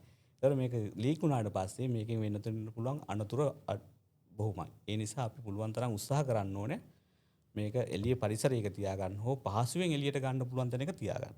අන්න ඒක වැදගත්. පහසුවෙන් එළියට ගන්න පුළුවන් වෙන විදිහට මේක ගෙදර ඇතුලේ ස්ථාපිත කරගන්න එක. එතකොට ගෑස් සිලින්ඩරේ ගිනි ගන්නවා නම් අපි මොකද කරන්නේ? ගිනි ගන්නවා නම් මේ ගෑස් සිලින්ඩරේ පිටින්ම අපිට එළියට ගන්න හැකියාවක් තියෙන්න ඕනේ. මම හිතන්නේ ගෑස් සිලින්ඩරේ නිර්මාණය කරලා තියෙන්නේ අපිට මේක පහසුවෙන් එළියට ගන්න පුළුවන් විදිහට. අපිට මතක ඇති ගෑස් සිලින්ඩරේ උඩින් තියෙන පොඩි යකඩ රවුමක් වගේ එකක්. ඒ දෙක අතර පොඩි හිඩසක් තියෙනවා. ඒ හිඩස අරහා අපිට ගෙදර තියෙන ලී කෑල්ලක් වගේ දෙයක් දාගෙන උදාහරණ විදිහට කොස්සක් වෙන්න පුළුවන්. ඒ වගේ දෙයක් ලී කෑල්ලක් දාගෙන ඒ දෙක දෙපැත්තෙන් අල්ලගෙන අපිට මේක එළියට අරන් එන්න පුළුවන් අපේ ඇඟට ගින්න එන්නේ නැති වෙන විදිහට. මොකද මේක ගිනි ගත්තාම මීටරයක වගේ ගිනි දැල්ලක් තමයි තියෙන්නේ. ඒකට මේ මීටරයට වඩා එහාන් අපිට අල්ලගත්තොත් අපිට පුළුවන් අපේ ඇඟට ගිනි දැල්ල එන්නේ නැති වෙන මේක එළියට අරන් එන්න. මොකද ඇතුලේ මේක නිවන්න උත්සාහ කරන්න එපා. හදිසිය හරි මේක අපි නිවා ගත්තොත් ඇතුලේදී ලීක් එක නවත්ත ගන්න බැරි වුණොත් අර ගෑස් ටික කන්ටිනියු එළියට එනවා. එතකොට මොකද වෙන්නේ? අපිට අනතුරක් වෙන්න හැකියාවක් තියෙනවා. ඒ නිසා අපි මේක ආරක්ෂිතව අපේ ඇඟට ගින්න එන්නේ නැතුව අපි මේක එළියට ගන්න ඕනේ. එළියට අරගෙන මේ ගින්න නිවාගන්නේ කොහොමද? එතකොට අපිට පුළුවන් ගෙදර තියෙන බෙස් සීට් එකක් වගේ දෙයක්. මේක තෙත්ව තියෙනවා නම් ගොඩක් හොඳයි. එහෙම නැත්නම් විශාල බාස් ටවල් එකක් වගේ දෙයක් අපිට පාවිච්චි කරන්න පුළුවන්. මේක සම්පූර්ණයෙන්ම අර උඩ ගිනි ගන්න කට ඒ ප්‍රදේශය සම්පූර්ණයෙන් සීල් වෙන්න වහනවා. වහපු ගමන් මොකද වෙන්නේ? එතන තියෙන ඔක්සිජන් ලෙවල් එක 16ක් දක්වා අඩු වෙච්ච ගමන් ගිනි දැල්ල අපිට පහසුවෙන් නිවා ගන්න පුළුවන්. එහෙමත් නැත්නම් අපිට පුළුවන් ඒ උඩ ප්‍රදේශයේ පමණක් වැහෙන විදිහට ප්ලාස්ටික් බකට් එකක්, තීන්ත බකට් එකක් වගේ පාවිච්චි කරන්න, බැරල් භාගයක් වගේ පාවිච්චි කරන්න. මොනවා හරි දෙයක් පාවිච්චි කළා මේ ඒරියා එකට ලැබෙන ඔක්සිජන් ප්‍රමාණය සීමා කරලා අපිට මේක ගෙදර පරිසරයේ නිවා ගන්න පුළුවන්. ඇත්තටම අපි උපදෙස් දෙන්නේ ගොඩක් වෙලාවට මේ ගෑස් සිලින්ඩරයක් නිවා ගන්නවා නම් කාබන් ඩයොක්සයිඩ් වගේ උපකරණයක් පාවිච්චි කළේ ගමන් තප්පරයක් ඇතුළත අපිට ක්ෂණිකව මේක ඇප්ලයි කළේ ගමන් ක්ෂණිකයෙන්ම ගිනි දැල්ල නිවිල යනවා. ඒ වගේ උපකරණයක් තියෙනවා නම් ඉතාමත් පහසුයි මේක නිවා ගන්න. එමන් නැත්නම් අපිට ගෙදර තියෙන අර වගේ උපකරණයක් ඒ වගේ දේවල් තමයි අපිට පාවිච්චි කරන්න වෙන්නේ මේ වෙලාවේදී ඔක්සිජන් කට් ඔෆ් කළා එමන් නැත්නම් ස්මොදරින් කියන කන්ඩිෂන් එක යටතේ ගින්න නිවා ගන්න. ඔව් ඉතින් එදිනෙදා ජීවිතය ඇතුළේ අපි හැමෝම ගෑස් සිලින්ඩරයක් විවිධාකාර අවශ්‍යතා සඳහා භාවිතා කරාට ඒ අපි අවශ්‍යතා විශ්ට කරගත්තට පස්සේ මෙතුමා සඳහන් කරපු ඒ ක්‍රියාමාර්ග ටික අපි අනුගමනය කරනවාද කියන ප්‍රශ්නය ඔබට හිතන්නට ඉතුරු කළා. මම දැන් ඔබතුමාගෙන් දැනගන්න කැමතියි. දැන් පාසලක් එහෙම නැත්නම් කාර්යාලයක් ඇතුලේ හදිසි පිටවීමේ දොරටුවක් එහෙම නැත්නම් හදිසි රැස්වීම් ස්ථානයක් හෝ ගිනි නිවීමේ පුහුණුවක් ඒ පුද්ගලයන්ට තිබීම මේ ගින්නක් ඇති වුණ අවස්ථාවක කොයිතාක් දුරකට වැදගත් වෙනවද ජීවිත බේරගන්න? අනිවාර්යයෙන් ඔය කියපු හැමදේම ඒ ආකාරයෙන්ම තියෙන්න ඕනේ. විශේෂයෙන් මහල් ගොඩ නැගිල්ලක් ගත්තාම පිටවීමේ මාර්ග fire exit අඩුම තරමින් දෙකක්වත් තියෙන්න ඕනේ. මොකද අපි පොළොව මට්ටමින් ඉහළට යන්න අපිට ගිනි අවදානම වැඩි වෙනවා. ගින්නක් ගත්තොත් අපි කොහොමද එළියට එන්නේ? එතකොට එළියට එන මාර්ගයක් හරියට තිබුණ නැත්නම් අපිට විකල්පයක් නැතුව යනවා පල්ලෙහාට එන්න. ඒ නිසා අනිවාර්යයෙන්ම ඉහළ මහලක අපි ඉන්නවා නම් අපිට පිටවීමේ මාර්ග දෙකක්වත් අනිවාර්යෙන් තියෙනවා. ඉතින් මේක හයි රයිස් කොළඹ නගරය ගත්තාම හයි රයිස් බිල්ඩින් තියෙනවා. විශාල වශයෙන් මීටර් 100 පවා ඉහළ ගිය බිල්ඩින් තියෙනවා. ඒකට ඒ වගේ බිල්ඩින් එකක ඉඳලා අපි පල්ලෙහාට එන්න නම් අපිට ඒ සම්බන්ධයෙන් හොඳ කළමනාකරණයක් ඇතුව ඒවා නිර්මාණය කරලා තියෙන්න ඕනේ. එහෙම වුණොත් විතරයි අපිට ඒවා පාවිච්චි කරලා පල්ලෙහාට එන්න බලමු වෙන්නේ. අර මං කිව්වා අර පැසිව් ෆයර් ප්‍රොටෙක්ෂන් සිස්ටම් කියලා. එතකොට අර ෆයර් ෆයිටින් ෂාෆ්ට් එකක් එහෙම නැත්නම් මේ එළියට එන මාර්ගය ආරක්ෂා කරලා ප්‍රොටෙක්ටඩ් රූට් එකක් විදිහට නිර්මාණය වෙලා තියෙන්න ඕනේ. ඒ වගේම තමයි අපි මේ සම්බන්ධයෙන් දැනුවත් පුද්ගලයෝ ඉන්න එක. ෆයර් ටීම් එකක් ඉන්න ඕනේ. ඒ උපකරණ භාවිතා කරන්න දැනුමක් තියෙන්න ඕනේ. පුහුණුවක් තියෙන්න ඕනේ. ඒ සම්බන්ධයෙන් පුහුණුවක් තිබුණොත් විතරයි අපි ගිනි නිවීමේ හමුදාව එතෙන්ට ළඟා වෙනකන් එතන ඉන්න පුද්ගලයන්ට මේ ගින්න යම්කිසි ප්‍රමාණයකට පාලනය කරලා තියාගන්න පුළුවන් වෙන්නේ. එම පාලනයකින් අපිට මේක පවත්වාගෙන යන්න පුළුවන් වුණොත් එතන අපි එනකන් අපිට විශාල ජීවිත දේපල ප්‍රමාණයක් බේරලා දෙන්න පුළුවන් වෙනවා. නමුත් අපි එන්නේ ඉස්සෙල්ලා ගින්න සම්පූර්ණයෙන් බිල්ඩින් එක පුරාම පැතිරිලා මුළු බිල්ඩින් එකම ගිනි අරන් තිබුණොත් ඇත්තටම ෆයර් ඩිපාර්ට්මන්ට් එකක් විදිහට අපිට බේරලා දෙන්න දෙයක් නැති වෙනවා. ඒ නිසා හරි වැදගත් වෙනවා මේ උපකරණ තිබීම, මේ උපකරණ පාවිච්චි කරන දැනුවත් පුද්ගලයෙක් සිටීම සහ පුද්ගලයන් සිටීම සහ ඒ වගේම මේවා නිසි ක්‍රියාකාරීත්වය පවත්වාගෙන යන එක. ඒකට ඒ වගේ අවස්ථාවකදී මේවා පාවිච්චි කරලා ෆයර් බ්‍රිගේඩ් එක එතෙන් එනකන් අපිට පුළුවන් වෙනවා ඒගොල්ලන්ට පුළුවන් වෙන්න ඕනේ ඒක ගින්න යම්සි මට්ටමක කන්ට්‍රෝල් කරලා තියාගන්න. ඔව් ඉතින් ඒ විදිහට මහල් ගොඩනැගිල්ලක් ඇතුළේ විශේෂයෙන්ම සහ පාසල් ඇතුළේ හදිසි පිටවීම් දොරටු සහ හදිසි රැස්වීම් ස්ථාන වගේ දේවල් තිබීම අත්‍යවශ්‍ය කාරණා බවට පත් වෙලා තියෙනවා කියන එක මෙතුමා ඉතාමත්ම හොඳට පැහැදිලි කරා. ඒ වගේම තමයි දිනදා ජීවිතය තුළ අපේ නොසැලකිලිමත් භාවය, එහෙම නැත්නම් දැනුවත් භාවය මදිවීම කියන කාරණා මත මේ නිර්මාණය වන ගිනි අනතුරු, එහෙම නැත්නම් මේ උපද්‍රවය හින්දා ඇතැම් වෙලාවට මෙතුමා කියවා වගේ අපි ඇඳන් ඉන්න ඇඳුම විතරක් ඉතුරු වෙලා අනිත් ඔක්කොම අපේ තියෙන දේපල සහ ජීවිතුනත් විනාශ වෙන මට්ටමට ඉතාමත්ම දරුණු උපද්‍රවයක් තමයි මේ ගිනි ආශ්‍රිත අනතුරු කියන්නේ. ඉතින් ඒක හින්දාම තමයි අපි මේ කාලීන සමාජ මාතෘකාව පිළිබඳව ඔබට යම් දැනුමක් දෙන්නට උත්සාහ ගත්තේ. ඉතින් මේ දැනුම්වත් භාවයේ වටිනාකම ගැන අපි කතා කරද්දී ශ්‍රී ලංකා රතකුරුස සමාජයේ සහ කොළඹ ගිනි නිවීමේ ඒකකයේ ඒකාබද්ධව එකතු වෙලා පාසල් මට්ටමින් පාසල් ප්‍රජාව දැනුම්වත් කිරීමේ ව්‍යාපෘතියක් කරගෙන යන මේ ගිනි නිවීම සහ ඒ පිළිබඳව දැනුවත් භාවයක් ලබා දීම ආශ්‍රිතයි. එතකොට මේ ව්‍යාපෘතිය පාසල් ප්‍රජාවට මේ දැනුම ලබා දෙන්න සිදු කරන ව්‍යාපෘතිය කොයිතාක් දුරකට වැදගත් වෙනවද? ඇත්තටම මේක පාසල් මට්ටමේ මම හිතන්නේ මෙතෙක් කල් ක්‍රියාත්මක වුණේ නැහැ. ඉතින් ඇත්තටම රජකුරු සමාජයක් විදියට මේක ආරම්භ කිරීම ඇත්තටම අපි ගිනි නිවීම දෙපාර්තමේන්තුවෙන් ඔබතුමාලාට ස්තුතිවන්ත වෙනවා. මොකද පාසල් ළමුන් දැනුවත් කළොත් ඒ ළමුන් තමයි ඊළඟට ආයතන වලට ගිහිල්ලා වැඩිහිටිය වෙලා කටයුතු කරන්නේ. ඒතර පාසල් මට්ටමින්ම අපිට මේ සම්බන්ධයෙන් දැනුවත් වීම ලබා දෙන්න පුළුවන් නම් ඉතින් ඉදිරියේදී අපිට ඒගොල්ලන්ට මේ සම්බන්ධයෙන් දැනුමත් එක්ක පුද්ගලයන් විදිහට සමාජයේ කටයුතු කරන්න පුළුවන්කම ලැබෙනවා. ඉතින් ඒ වගේම තමයි සතුටුකරු සමාජයක් විදිහට ප්‍රජාවත් එක්ක කටයුතු කරන ආයතනයක්. එතකොට මේ අපිට තියෙන ගැටලු තමයි ප්‍රජාවත් එක්ක සම්බන්ධ වෙන්න තියෙන ඉඩකඩ මදි වීම. ඉතින් ඒ සම්බන්ධයෙන් අපිට පාසල් ප්‍රජාව වෙන්න පුළුවන්, මහ ජනතාව වෙන්න පුළුවන්. ඒගොල්ලන්ගේ සමීපයට ගිහිල්ලා ඒගොල්ලන්ගේ එක්රැස් කරලා අපිට මේ දැනුම ලබා දෙන්න දරන ප්‍රයත්න වෙනුවෙන් මම ස්තුතිවන්ත වෙනවා ඔබතුමාලට. ඔව් ඉතින් ඒ විදිහට පාසල් ප්‍රජාවට ඒ ගිනි නිවීම ආශ්‍රිත දැනුම්වත් භාවය ලබා දීම පිළිබඳව මේ වෙනකොට ශ්‍රී ලංකා රතකුරුස සමාජයේ සහ කොළඹ ගිනි නිවීමේ ඒකක ඒකාබද්ධව දැනුම්වත් කිරීමේ ව්‍යාපෘතියක් සිද්ධ කරමින් පවතිනවා. ඒ වගේම තමයි දැන් අපි කෙමෙන් අද දවසේ අපේ සාකච්ඡා මේ වැඩසටහනේ අවසානය කරා ළඟා වෙමින් යද්දී ඔබතුමාගෙන් අවසන් වශයෙන් දැනගන්න කැමති අපි බලන් ඉන්න ප්‍රේක්ෂකයන්ට ඔබතුමාට යම්කිසි පණිවිඩයක් දෙන්න. අපි ඒකත් සාරාංශගතව ඉදිරිපත් කරමු. ඔව් ඇත්තටම මේ අර මම කියපු විදිහට ඉඩම් හට ගන්න අවස්ථා තුනක් තමයි අවශ්‍ය වෙන්නේ. ඒ අවස්ථා තුන අපේ පරිසරයේ නිරන්තරයෙන්ම රැඳිලා තියෙනවා. ඔක්සිජන් තියෙනවා නිරන්තරයෙන්, ගිනි ගන්නා දේවල් තියෙනවා. ඒ වගේම යම්කිසි තාපයක් තියෙනවා. හීට් එකක් තියෙනවා.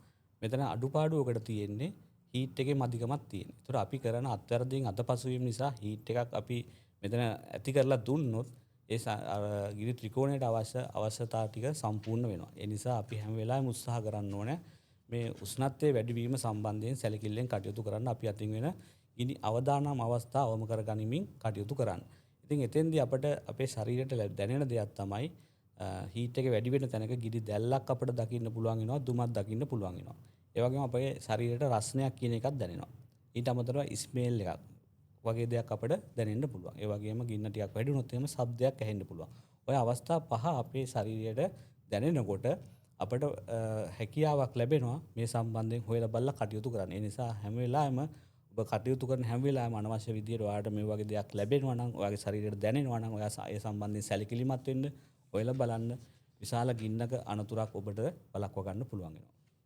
ඔව් ඉතින් ඒ විදිහට ගිනි නිවීම පිළිබඳව දැනුවත් භාවය අවබෝධය තිබීම කොයිතාක් දුරකට වැදගත්ද සහ අපිව ඔබ මුල සිට මේ වැඩසටහනේ අවසානයේ අවස්ථාව දක්වා අපිත් සමග රැඳී සිටියා නම් ඔබට මේ ගිනි නිවීම සහ ඒ පිළිබඳව පුළුල් අවබෝධයක් ලැබෙන්නේ නැති. ඉතින් ඒක හින්දාම තමයි අපි වැඩසටහන පටන් ගද්දිම කිව්වේ දිගින් දිගටම ශ්‍රී ලංකා රතුකුරුස සමාජයේ කොළඹ ශාඛාවේ අපි ඔබට මේ ගෙනේන රෙඩ් ටෝක්ස් කච්චාමේ වැඩසටහන ඇතුලේ අපි නිතරම උත්සාහ කරන්නේ ඔබට සමාජයට යම්කිසි පණිවිඩයක් ලබා දෙන්න. ඉතින් අදත් ඒ විදිහටම ඔබට මේ ගිනි නිවීම සහ ඒ ආශ්‍රිත දැනුවත් භාවය පිළිබඳව පුළුල් අවබෝධයක් ලැබෙන්නට ඇති. ඉතින් ඒ වෙනුවෙන් අද දවසේදී අපත් සමග මේ මැදිරියත් සමග එක්වුණු කොළඹ මහනගර සභා ගිනි නිවීම හා ගලවා ගැනීම ඒකකයේ පුහුණු අංශ ප්‍රධානී ජ්‍යෙෂ්ඨ උපදේශක රංජන් කුමාර මහතාට ආයුබෝවන් කියලා